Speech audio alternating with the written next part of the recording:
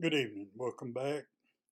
Back with me again. I appreciate it. I'm Russ Lambert, here to share another thought or two with you.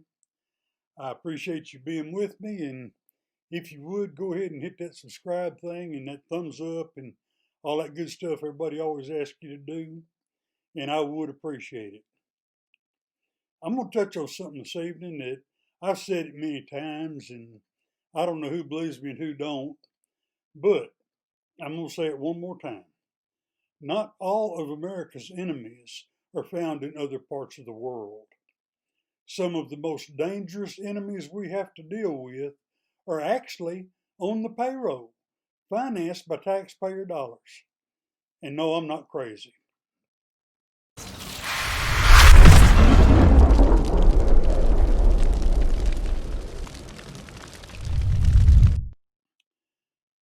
According to a story that I'll link in the description box, one of America's most dangerous enemies, Ilhan Omar, and other democratic socialists, they've jumped on board with an individual that hasn't even been elected yet, but probably going to be.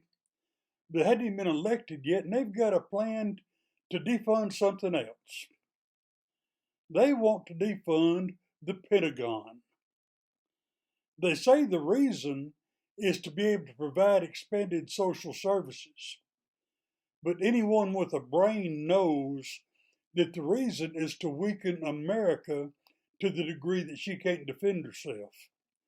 The goal just seems to be a Western Hemisphere version of Somalia. Now, if you haven't heard the name before, you need to hear it now and need to know it now. Cori Bush. Ms. Bush is running in the 1st Congressional District of Missouri, St. Louis. And this is her picture I'm putting up right now. Looks like a very pleasant lady. But you guessed it, she's a Democrat.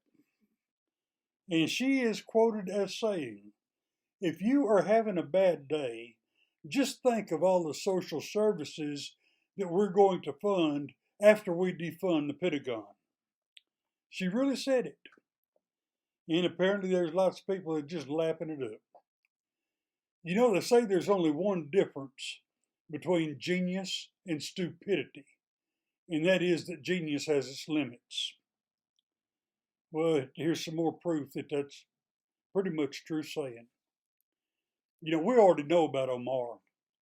We know that she hates America. We know that she hates everything America stands for. Somehow she managed to get herself elected to Congress from Minnesota, and that's just more proof that stupidity runs around unchecked in this world.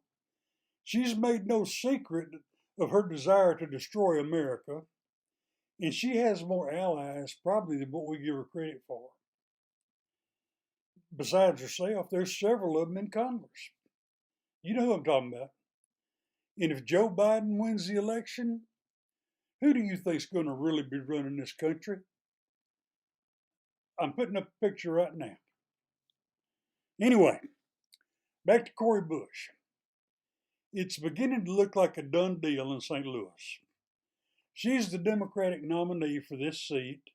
She defeated the incumbent representative in the primary and won the Democratic nomination.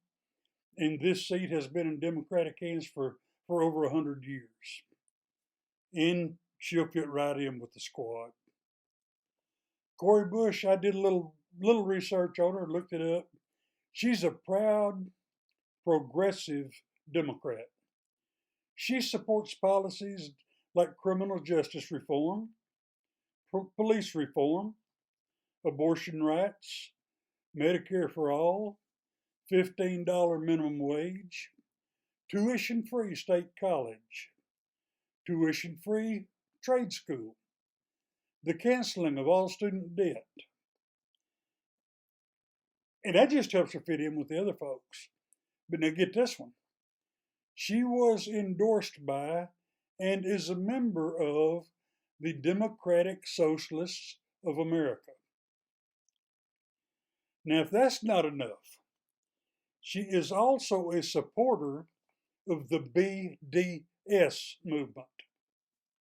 Now, if you're not familiar with this group, the BDS movement is a Palestinian-led organization whose aim is to promote the boycott, divestment, and sanctions against Israel with the goal of delegitimizing Israel. Seems to me like Israel's an ally of ours. BDS is organized and coordinated by the Palestinian BDS National Committee. I'm just going to say, I hope the voters of the 1st Congressional District of Missouri, I hope they do their homework before they vote. Till next time, be good to one another.